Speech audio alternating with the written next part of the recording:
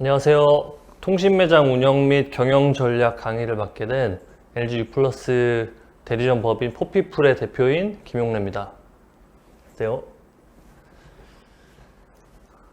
자, 오늘 수업은 굉장히 어렵고 힘들어 보이는 이 통신 시장을 소상공인 분들도 통신 시장의 전반적인 이해를 좀 하시고 구성을 잘 배우셔가지고 통신에서 수익 포인트를 좀 파악을 하고 이 통신 매장을 운영하는 방식이나 성공 노하우들을 공개를 해드리니까 소상공인 분들 많이 들어주시고 질문 있으시면 유튜브 댓글에 달아주시면 감사하겠습니다.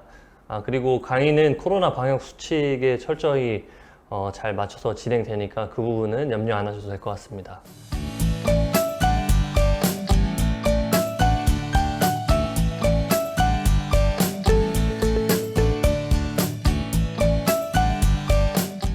자, 먼저 이제 통신시장의 현황에 대해서 좀 보고 가실 건데, SK텔레콤, KT U+, 그리고 별정통신사까지의 큰 4개의 회사들이 통신시장을 만들어 놓고 있는데요. SKT는 아시다시피 국내 시장 점유율의 45%를 차지하고 있습니다. 스피드 011 때부터 1990년대, 80년대 후반부터 삐삐에서 출발한 그 전신회사를 SK텔레콤으로 인수를 하면서 우리나라 국민의 거의 한 50% 가까운 분들이 SK텔레콤을 지금 현재도 쓰고 계시고 인터넷도 점유율을 한 30% 정도 가지고 있다고 보시면 돼요. 그리고 KT는 원래 이제 전화국이라고 이해를 하실 수 있는, 그래서 지금은 시장 점유율 한 30% 정도를 갖고 있고 초고속 인터넷은 한 45% 정도를 가지고 있다라고 보시면 될 것 같습니다. U+는 이제 저의 모사기도 한데 국내 시장 통신 시장 점유율 한 25% 정도를 가지고 있고 초고속 인터넷 점유율도 25%를 가지고 있습니다. 별정통신사는 알뜰폰이라고 들어보셨을 텐데 SK, KT, LG의 기존 큰 통신망을 빌려가지고 위탁 운영하는 사업자라고 생각을 하면 될 것 같고요.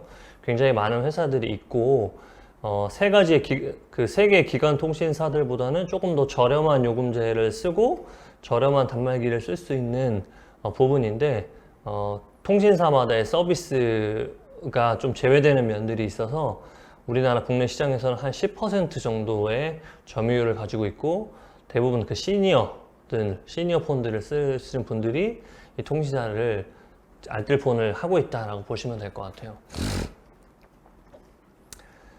통신 사업에 대한 구조를 조금 잘 이해를 하고 가셔야 되는데 SK, LG, KT의 통신사 안에 지금 소상공인 분들 이 영상을 보시는 분들이 가장 많이 궁금했던 게 아마 그걸 거예요. 대리점은 뭐고 판매점은 뭐고 통신사마다는 왜 다르냐 이런 이야기들을 많이 했을 건데 크게 몇 가지 분류가 있는데 이걸 조금 잘 이해하시면 통신 사업을 준비하시는데 도움이 아마 될 것 같아요.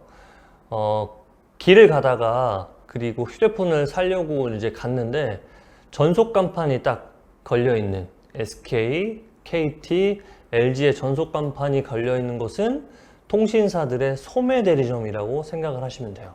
소매 대리점. 그래서 그 직원들은 다 유니폼을 입고 있고 뭐 점장이다 이렇게 해서 본사 직영이다 이런 얘기들을 많이 하는데 이 소매 대리점은 또 본사 직영의 대리점과 가맹의 대리점을 갖고 있는 구조라고 보시면 될 것 같아요. 그래서 직영 대리점은 말 그대로 통신사가 계약을 한 회사의 그 정직원이나 계약한 직원들이 일을 하는 매장이다라고 보시면 될 것 같고 대리점은 통신사와 계약을 해서 사업을 하는 사업주가 직접 운영하는 회사라고 생각을 하시면 될 것 같아요. 그래서 SK는 전체 한 3,500개 정도의 전국의 매장을 가지고 있고 KT는 한 2,000개, LG도 한 2,000개 정도의 매장을 가지고 있는 걸로 알고 있는데 SK는 직영점이 한 550개, KT는 한 400개, LG는 한 300 몇십 개 이렇게 직영점을 아마 갖고 있을 거예요. 그래서 그 대리점과 직영점의 차이가 약간 있다. 근데 고객님들이 보시기에는 뭐 같은 곳이다 라고 보시게 될 겁니다. 그래서 소매 대리점은 이렇게 두 가지 분류로 볼 수 있다라고 할 수 있고요. 그 다음에 이제 그 판매점 흔히 말하는 이제 홈매점이라고 하는데, 길을 가다 보시면 뭐 휴대폰 대박 싸게 파는 집, 뭐 휴대폰 마트, 뭐 이런 그 본인들의 브랜드 이름을 가지고 영업을 하는 곳들을 판매점이라고 하거든요. 근데 이 판매점은 바로 그 통신사 아래에 도매 대리점이라고 하는 대리점들과 계약을 해서 물건을 위탁으로 받는 구조로 운영을 할 수 있어요. 그래서 오늘은 이 소매 대리점과 도매 대리점이 우리 소상공인들이 접근할 수 있는 부분들이라 조금 이따가 더 디테일한 설명을 드릴 겁니다. 그리고 소매 대리점, 도매 대리점하고 특판이라고 하는 그 기업체 영업을 하는 거랑 온라인을 하는 영업의 채널들이 조금 다르게 또 있어요. 그래서 요즘 같은 경우는 코로나 이후에 이제 비대면 시장이 많이 늘어나면서 이 비대면 시장에 영업을 할 수 있는 데가 이제 온라인 대리점들이 이제 많이 만들어져 있고, 뭐 흔히 아는 뭐 뽐뿌, 빠삭, 뭐 버스폰 이런 뭐 밴드나 카페에서 운영을 하는 통신의 채널들은 온라인 대리점들과 계약을 해서 운영을 한다라고 보시면 될 것 같아요. 그리고 별정통신은 알뜰통신사와 판매 수수료를 따로 부여받는 곳이라고 생각을 하면 될 것 같습니다. 자, 이제 여기서 조금 디테일하게 설명을 드려야 되는데, 일단 SK, KT, LG에서의 그 유통의 구조를 좀 아셔야 될 것 같은데, 통신 대리점을 차리는 거는 적지 않은 비용이 들어가는 게 사실입니다. 그래서 뭐 SK는 뭐 20억 이상, KT는 뭐 10억 이상, LG는 뭐 1억에서 한 5억 이상을 가지고 있어야 시작할 수 있다고 하는데, 뭐 이거는 뭐 케이스 바이 케이스로 다 다르긴 한데, 어쨌든 그와 비슷한 금액들이 들어가는 건 사실이고요. 통신사와 계약을 할 경우에는 대리점들은 그 이행보증증권이라고 하는 채권을 운영하는 형태 플러스 현금으로 단말기를 사는 형태로 사업을 운영을 할 수가 있어요. 그래서 도매 대리점들은 어쨌든 그 판매점들과의 거래를 해야 되기 때문에 많은 단말기를 보유하는 게 도매 대리점들의 경쟁력이에요. 그래서 판매점이 예를 들어 한 개를 거래를 한다라고 하면 한 개의 매장에 10개의 기기만 주더라도 한 기기당 100만 원 정도씩의 금액이 들어가니까 10개면 벌써 1000만 원이에요. 그래서 이게 100개면 1억이기 때문에 많은 거래처들을 확보하고 하려면 이런 그 자금적인 부분이 굉장히 필요하다라는 부분을 조금 말씀을 드리고 싶고, 그래서 도매 대리점은 그렇게 많지는 않습니다. 근데 굉장히 그 규모가 좀 좋은 회사들이 많은 거래점들을 가지고 하고 있고요. SK에서 도매 대리점에서 가장 많이 하는 회사는 월에 뭐 한 2만 개, 2만 명의 고객을 유치한다 라고 생각을 하시면 될 것 같고, LG에서도 한 10,000명 정도의 고객을 유치하는 도매 대리점이 있다라고 생각을 하시면 될 것 같아요. 그리고 소매 대리점은 실제로 통신은 굉장히 전문가적인 요소들이 많거든요. 상품들이 계속 나오고 그 상품에 대한 공부도 많이 해야 되고, 단말기에 대한 기종이나 단말기에 대한 휴대폰이죠. 휴대폰을 사용하기 위한 고객들한테 설명해 줘야 할 포인트들이 많기 때문에 공부를 굉장히 많이 해야 되는데, 이 소매 대리점은 전속 간판인 매장을 열고 그 안에 한 3명에서 5명 정도의 전문 인력을 이렇게 육성해내서 고객들을 맞이하는 부분이라고 생각을 하면 될 것 같고요. 판매점은 도매 대리점한테 이제 물건을 받아서 위탁으로 운영하는 구조라고 생각하면 되는데, 이 판매점을 운영하는 것이 소상공인 분들한테 가장 중요한 포인트인 것 같아서 이 부분에 대해서 좀 설명을 드릴게요. 일단 창업 비용에서는 판매점은 그 매장을 얻는 가격인 보증금과 인테리어를 하는 인테리어비 정도만 있으면 돼요. 물론 매장에 따라 권리금을 갖고 들어가는 곳들이 많이 있을 텐데, 그런 것들은 요즘에 코로나 이후로 조금 어려워진 게 사실이고, 그냥 목 좋은 곳에 비어 있는 곳에 매장을 계약을 하고 여기에 인테리어를 하게 되면 판매점이라는 걸 차릴 수 있게 됩니다.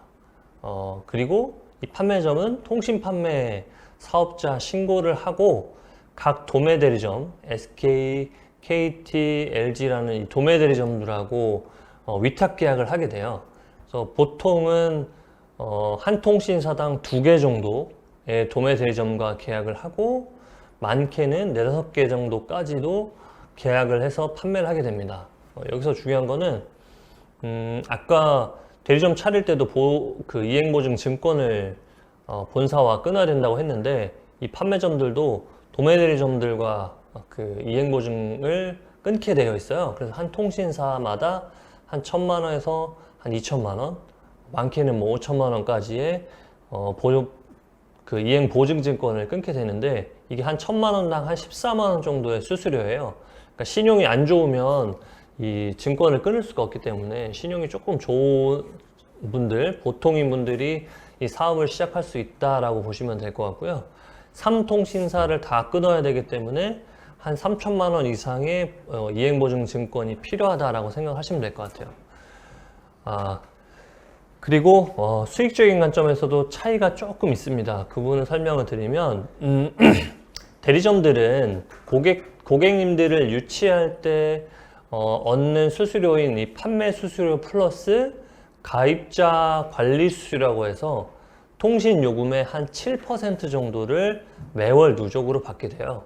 근데 판매 수수료는 말 그대로 제가 이제 아이폰을 판매를 했다. 그러면 아이폰의 판매에 마진이 20만 원이다 라고 하면 이 판매 수수료 20만 원을 취하는 걸 첫 번째 수익이고, 이 도매 대리점은 도매 대리점이나 소매 대리점, 그러니까 대리점은 통신 요금의 7% 정도를 누적으로 받게 돼요. 근데 이 통신 요금은 고객님들이 내는 요금의 전체는 아니고 할부금을 빼고 할인을 받는 금액을 뺀 나머지 금액에서 7% 정도를 통신 요금으로 받게 됩니다.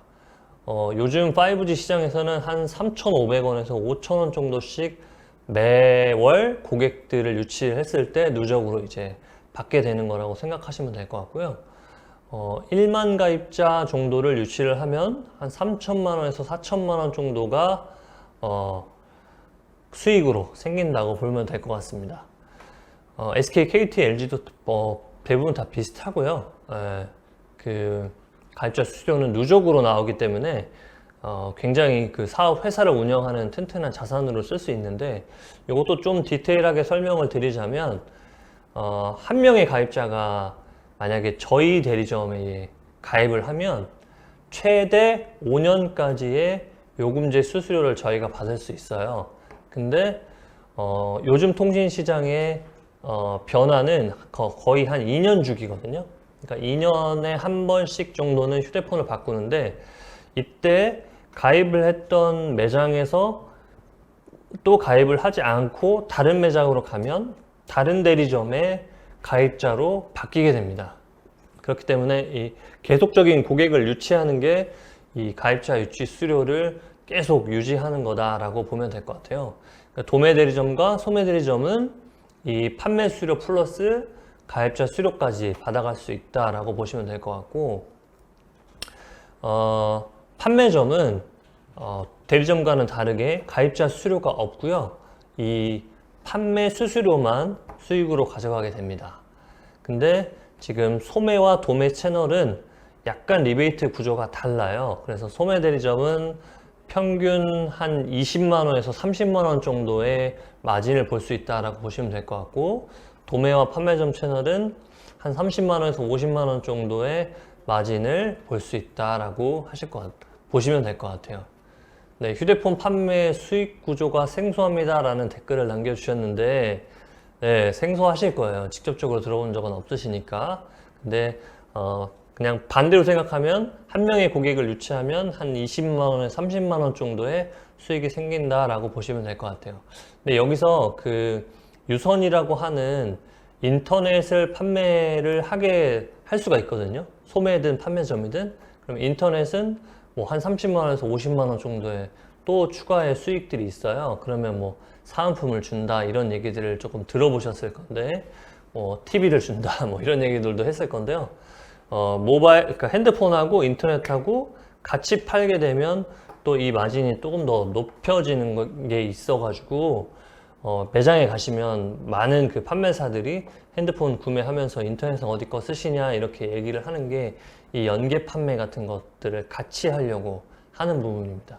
소상공인 분들도 관심이 있으시면 휴대폰에 매장에 가셔가지고 상담을 들어보시면 아, 이분들이 어떻게 상담을 하는구나 라는 것들을 잘 알 수 있을 거예요.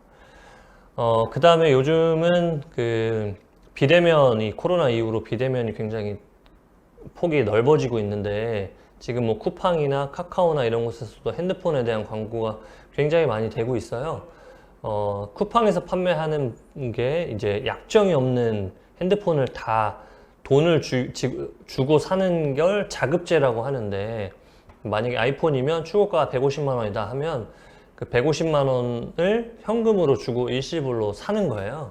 근데 일시불로 사게 되면 통신사는 원래 요금하고 통신하고 기기를 같이 파는데, 요즘은 자급제로 핸드폰만 팔게 되는 구조가 우리나라도 이제 조금씩 점차 생겨나고 있어요.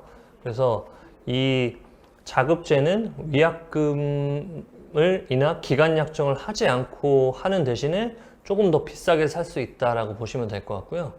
통신을 연결해서 파는, 통신사에서 파는 것들은 들어보셨을 건데, 공시지원금이나 선택약정 할인이라는 프로그램으로 기간 약정을 두고 할인을 받을 수 있는 구조입니다. 그래서 공시지원금은 나라에서 그 방통위가 정하는 기준에 따라서 할인되는 게 조금씩 매번 변동이 좀 있고요. 선택약정은 출고가 그대로 사시고 25%의 할인을 조금 요금에서 받는다라고 보시면 될 것 같아요. 그래서 이렇게까지 제가 설명을 드립니다. 궁금한 게 있으시면 댓글로 꼭 남겨주세요. 네, 코로나 불황에도 통신시장이 살아남는 이유에 대해서 조금 말씀을 드리면, 제가 오늘 아침에도 이제 굉장히 기사를 보면서 마음이 아팠는데, 자영업자들이 좀 코로나 4단계 뭐 되면서 영업도 제대로 못하고 뭐 거리두기 제한도 있고 해가지고 굉장히 어려운데, 이 통신시장은 그래도 우리 5천만 국민이 전부 다 써야만 하는 이 필수 기기이기 때문에 코로나의 영향을 조금 덜 받은 건 사실이에요. 그래서 1년치의 그 자영업 생존율이 일반 자영업자들보다 한 10% 통신시장이 더 높더라고요. 그래서 그런 그 통신시장에서 잘 할 수 있는 이유가 뭔가라고 좀 정리를 해봤는데, 일단 시장 규모가 엄청납니다. 여기 삼성전자가 뭐 300조 이상의 그 매출을 하고 있고, 이번에 뭐 LG전자가 사업부를 좀 철수해서 아쉽긴 한데, 삼성전자랑 그 애플의 아이폰의 이 양대 산맥이 시장을 잘 만들어 가고 있고, 이 구조가 한 연간으로 한 9조 이상 시장이 만들어지고 있다라고 보시면 될 것 같고, 누구나 다 공감하실 거지만 현대사회 필수 아이템입니다. 그래서 스마트폰이 없으면 이제 생활이 정말 안 될 정도로 뭐 메신저나 모든 프로그램이나 앱 사용이나 이런 것들을 통해 가지고 현대사회 필수 아이템으로 이미 장착된 지가 10여 년 가까이 됐고요. 통신 점포 창업에서 아까 이야기 드렸던 그런 판매점은 재고에 대한 부담이 위험이 조금 적다라는 게 사실이거든요. 왜냐하면 만약에 예를 들어 커피숍으로 말씀을 드리면, 커피숍은 커피 원두를 사고 커피컵을 사고 뭐 장소도 마련을 해줘야 되고 물도 쓰고 이렇게 여러 가지에 들어가는 원가에 대한 개념이 있는데, 이 통신은 판매점은 보증증권으로 도매대점들한테 물건을 위탁으로 받아요. 그러니까 예를 들어 아이폰, 뭐 갤럭시, 노트 이런 제품들이 하나당 뭐 100에서 150만 원씩 되는데, 이걸 계약을 통해서 그냥 물건을 공짜로 위탁을 받을 수 있는 형태의 사업이기 때문에 재고 위험이 다른 사업에 비해서는 굉장히 적다. 그리고 핸드폰은 한번 생기면 그러니까 신모델에 나왔을 경우에 최소 2, 3년 동안은 판매가 되기 때문에 음식점의 자영업이나 이런 구조의 그 원가의 개념, 그러니까 뭐 유통기한이 있는 그런 사업의 재고 모델하고는 조금 다른 차원이다라고 생각하시면 돼요. 그래서 또 통신사에서 출시가 조금 오래된 모델 같은 경우는 출고가 보상이라던가 할인을 더해서 고객들한테 좀 판매를 해줘라 라는 부분이 정책으로 또 유연하게 나오기 때문에 이런 부분도 굉장히 좋은 방법이라고 생각을 합니다. 그래서 재고 관리나 이런 부분만 조금 잘 해주시면 리스크가 굉장히 낮다라는 부분이고요. 휴대폰 약정 기간이 계속 도래를 하기 때문에 이것도 지속적인 판매를 할 수 있다라는 부분이 이 코로나에도 통시장이 계속 살아남는 이유가 아닌가라 생각하는데 SK, KT, LG는 이미 그 데이터베이스, 고객의 데이터베이스를 가지고 고객 관리를 할 수 있는 CRM 시스템들을 굉장히 잘 가지고 있어요. 그래서 그 고객들을 대리점들이 리스트업을 잘 해서 LG 같은 경우는 생애주기 관리 같은 프로그램이 있습니다. 그러면 가입을 하고 뭐 일주일 후에 어떤 약속이 있다, 뭐 3개월 후에는 요금제를 변경하고 이때가 고객님 생일이다, 뭐 이런 주기들을 계속적으로 팝업으로 관리해주는 시스템이 있어서 고객 관리만 잘하면 고객님들이 다시 매장에 내방하고 지속적인 판매를 할 수 있는 구조를 만들어 줍니다. 근데 뭐 이것도 매장마다의 편차가 되게 있긴 하지만 휴대폰은 어쨌든 그 소모되는 상품이기 때문에 한 1, 2년마다 한 번씩은 꼭 바꿀 수밖에 없어요. 배터리나 기능의 성능이나 이런 것들이 많이 좀 떨어지기 때문에. 그래서 고객 관리만 잘 하면, CRM 프로그램만 잘 운영을 하면 이 코로나에도 고객들은 이 휴대폰과 인터넷을 바꿀 수밖에 없다라는 부분은 좀 호조인 부분으로 좀 보여집니다. 그래서 이것도 주기적으로 그 휴대폰 신모델들이 나오거든요. 그래서 요걸 한번 보고 가시면 어차피 사업을 하는 사업의 입장에서는 신모델, 새로운 신규 모델이 출시돼서 고객들이 관심을 갖는 게 굉장히 중요하기 때문에 매년 애플이나 삼성, LG는 이제 나오지 않기 때문에 전 세계적으로 굉장히 판매가 이슈가 됩니다. 그래서 이번 달에도 8월 10일, 내일 모레부터도 그 폴더폰 3와 플립폰 3, 그러니까 삼성에서 나오는 신 모델들이 또 출시가 되고요. 이 출시가 되면 사전 예약이라고 해서 한 2주 정도는 예약 가입을 하면 그 제조사에서 사은품을 또 주게 돼요. 그럼 그 사은품도 좀 좋은 사은품들을 받기 때문에 미리미리 그 예약을 하는 얼리 어답터들도 있고, 이 폰을 기다렸던 분들이 미리미리 예약을 하는데 이것들이 시장에서 자연스럽게 광고를 해준다는 거죠. 그래서 삼성의 갤럭시 같은 모델은 1월달, 뭐 Z 플립은 2월달, 이게 뭐 작년에 그 바뀌었던 추이인데, 뭐 4월에는 LG 벨벳 폰, 5월에는 애플 아이폰 SE, 6월에는 삼성 갤럭시 20 BTS 모델, 뭐 8월에는 삼성 갤럭시 노트 20, 9월에는 애플 아이폰 12, 10월에는 삼성 갤럭시 폴드 2, 이런 식으로 거의 두세 달에 한 번씩 신규 모델이 출시가 돼요. 이건 뭐냐면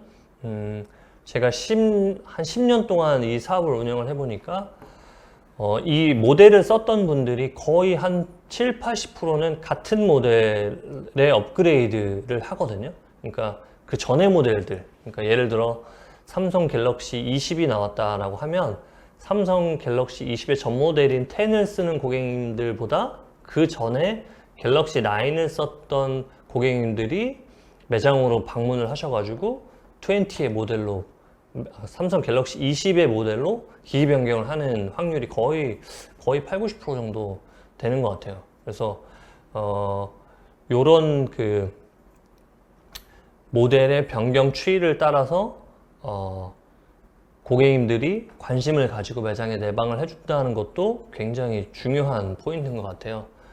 그리고 두 번째는 여기다 표현은 안 했지만 SK, KT, LG의 통신사들이 계속적으로 결합 상품이나 신규 요금제 같은 것들을 출시를 합니다.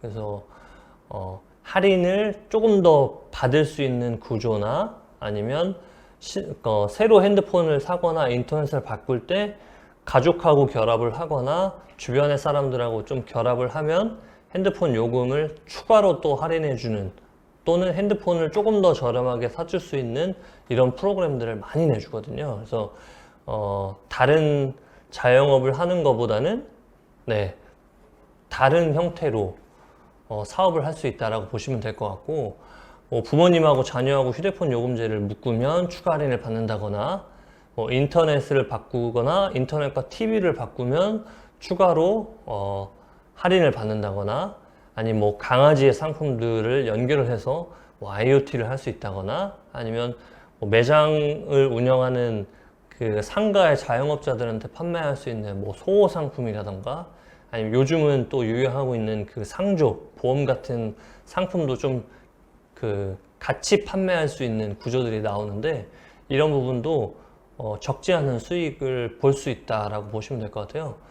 그래서 다시 좀 정리를 해드리면, 한 2달에 한 번 정도씩은 계속적으로 신모델이 출시가 되고 새로운 요금제가 출시가 되기 때문에 기존에 구매를 하셨던 분들이라던가 새롭게 구매를 하신 분들도 계속 할인이 추가되는 것들을 컨설팅을 꼭 하셔가지고 바꿀 수 있다. 이거는 저희의 입장에서는 고객들이 계속적으로 늘어날 수 있다, 고객님들이 늘어날 수 있다라는 부분을 꼭 한번 생각을 해주시면 될 것 같아요. 자, 그 다음에 통신사의 수익은 휴대폰 판매에서만 이루어지는 게 아닙니다 라는 부분에서는 이제 좀 SK, KT, LG가 뭐 탈통신을 한다라는 이야기들도 좀 많이 하고 있는데, 매출 구조로만 보면 통신사들이 이미 휴대폰과 인터넷만 팔던 그 회사에서 조금 더 발전을 했어요. 그래서 굉장히 많은 서비스들을 좀 가져오고 있고, 결합 상품도 많이 내고 있는데, 뭐 화면에서 다 보시다시피 뭐 클로바라든지 뭐 이런 것들도 추가로 좀 내고 있고, 그 다음에 요즘에는 이제 IoT를 통해서 모든 것들이 다 휴대폰으로 연결이 되고 있잖아요. 그래서 이 IoT의 상품을 판매를 하는 것도 꽤 굉장한 수익으로 가져올 수 있습니다. 물론 이 부분은 공부를 좀 많이 하셔야겠지만, 뭐 LG의 기준으로만 본다면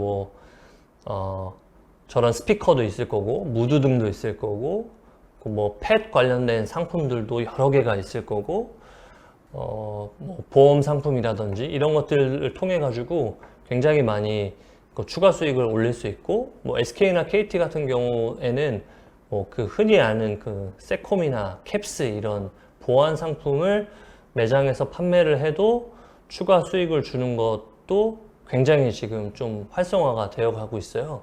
그리고 뭐 오늘자 요즘에 SK텔레콤에서는 SK매직 계열사의 렌탈 상품들도 판매를 하는 것도 새로운 사업군으로 좀 가져오려고 하고 있는 것 같고, 굉장히 딱 한 가지의 상품만을 파는 게 아니라 여러 가지 상품들을 통해서 많은 수익들을 추가로 가져올 수 있는 것들이 굉장히 좋은 점이다라고 보시면 될 것 같아요. 근데 그만큼 좀 공부를 많이 해야 되는 건 좀 사실인 것 같고요.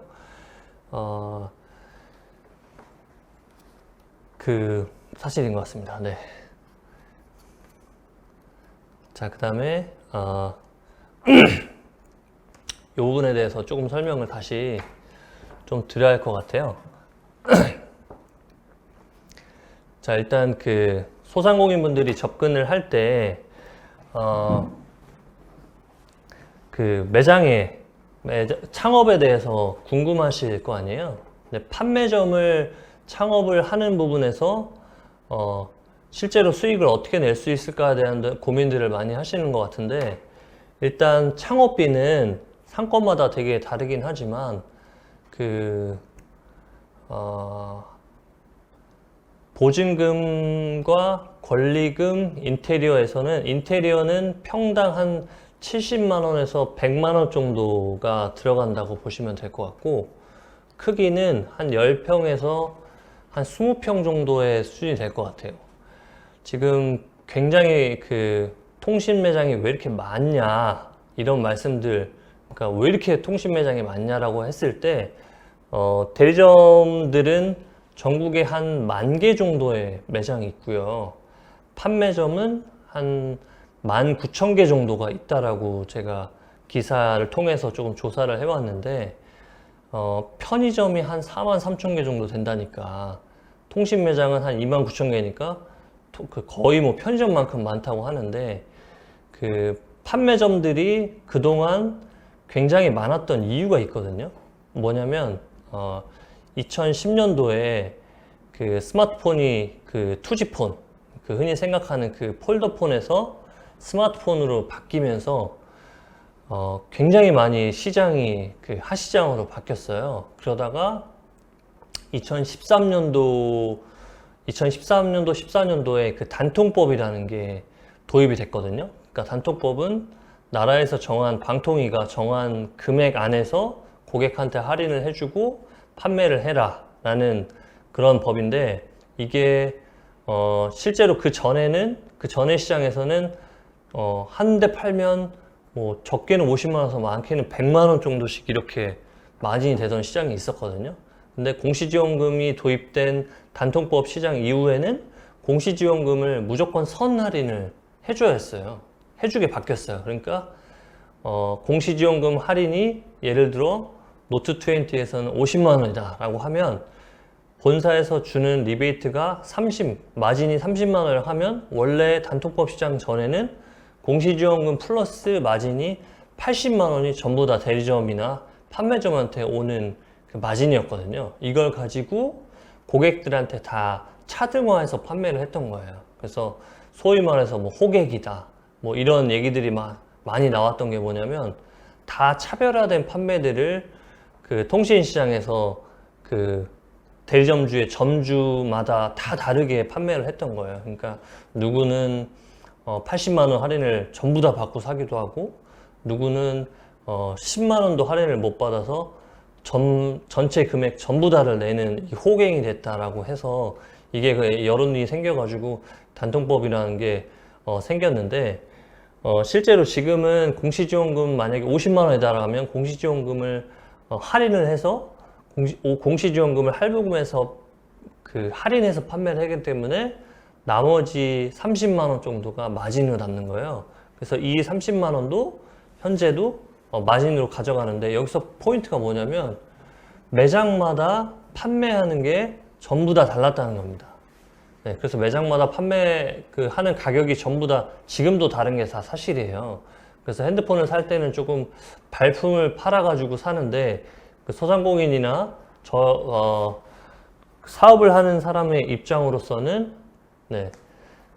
공시지원금이나 선택약정 할인을 잘 통해서 마진을 적절하게 남기고 판매를 하는데요. 보통 판매점이나 소매대리점에서는 한 20만 원, 30만 원 정도의 마진을 보고 판다라고 보시면 될 것 같아요.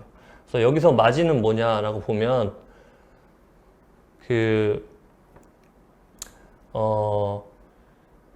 정해진 방법 안에서 판매를 해야 되는 거고요. 고객들한테 적정하게 사은품도 주고 매장을 운영하고 하려면 마진 한 30만 원 정도 주고 판매를 한다라고 보시면 될 것 같고, 질문으로 요즘 인터넷으로 부업으로 판매하시는 분들도 있는데 합법적으로 가능한 걸까요? 라는 질문을 올려주셨는데, 인터넷으로 핸드폰을 부업으로 판다는 말씀이신 거죠? 네, 이 부분은 가능합니다. 네, 가능하고, 지금 제가 두 번째 수업에서도 조금 말씀드리려고 했던 부분인데, 인터넷 플러스 핸드폰도 영업사원의 개념으로 그러니까 출근해서 판매하지 않아도 판매를 할 수 있게끔 열어주는 회사들이 조금 많이 있어요. 그래서 그런 부분은 합법으로도 할 수 있다라고 생각을 하시면 될 것 같고요. 마진이 휴대폰 기종하고 상관없는지요라는 질문을 해주셨는데, 휴대폰 기종하고 상관이 있습니다. 네, 통신사별로도 상관이 있고, 그 정책이라고 하는 그 휴대폰을 판매할 수 있는 이 단가는 시도 때도 없이 변한다라고 생각을 하시면 될 것 같아요. 그래서 시도 때도 없이라고 표현하면 그렇지만 며칠에 한 번씩 실제로 이 마진들이 바뀌어요. 그래서 오전에는 노트 20를 판매하게 되면 만약에 SK에서 LG로 번호이동, 그러니까 통신사를 바꾼다라고 하면 50만 원이었는데 저녁에는 30만 원을 바뀐다거나 또는 KT에서 KT로 기변하는 건 30만 원인데 KT에서 LG로 번호이동하는 건 40만 원이다. 이런 기본적인 구조를 가지고 있고, 휴대폰 기종은 기종마다 다 요금 그 마진이 다 다릅니다. 기종마다. 그래서 대부분 신모델로 출시되는 모델에서는 마진이 조금 적고, 그 중저가 모델이라던가 그 저가 모델을 판매했을 때는 적정한 모델의 마진을 가져가는데, 이것도 조금 다른 게 뭐냐면 통신사에서 그 마진의 정책들을 다 다르게 내려주고 채널마다도 다 달라요. 그러니까 소매 대리점이 받는 마진하고 도매 대리점이나 판매점이 받는 마진하고 온라인하고 특판의 법인 영업을 하는 곳의 마진이 다 다릅니다. 그래서 우리는 소상공인들은 어쨌든 판매점이나 소매 대리점 쪽으로 이 통신의 사업을 생각할 수 있기 때문에 그 마진들은 기본적으로 휴대폰 기종마다 다 다르다. 그리고 인터넷을 결합하거나 요금제를 쓰거나 요금제 다른 것들, 그러니까 비싼 요금제들 강요하는데 비싼 요금제들을 쓰면 그 대리점이나 판매점의 요금이 더 높다. 그리고 제휴카드를 결합한다거나 아니면 뭐 보험 상품을 같이 결합한다거나 이런 것들이 전부 다 마진하고 연결이 되어 있어요. 그래서 그 마진이 전부 다 다르다라고 생각을 하시면 될 것 같습니다. 혹시 이해가 되셨나요? 네, 그래서 마진은 다시 설명드리자면 도매 대리점들이 판매점한테 내려주는 게 판매 수수료고, 고객들 저희 입장에서 볼 수 있는 마진이고, 이거는 평균적으로 한 30만 원에서 50만 원 정도라고 보면 될 것 같고요. 판매점들은 보통 이 30만 원에서 50만 원 정도 받는 마진을 고객님들한테 휴대폰 기종을 할인해서 판매를 하는 영업 방식을 굉장히 많이 하고 있다 보면 될 것 같고, 소매 대리점은 그 전속 간판을 달고 있는 소매 대리점은 SK, KT, LG 뭐 3사 다 마진은 다른 구조고 그냥 비슷한 구조, 그 비슷한 흐름은 갖고 있지만 도매나 판매 대리점보다는 조금 적게 마진을 받을 수 있다라고 보시면 될 것 같아요. 그리고 온라인과 법인 대리점은 전혀 다른 채널이라고 보시면 될 것 같습니다.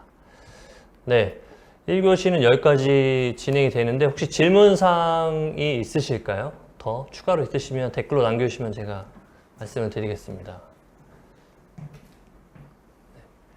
네, 그러면 첫 번째 수업 마치고 10분 정도 쉬고 두 번째 수업을 진행하는 걸로 이렇게 하겠습니다. 감사합니다.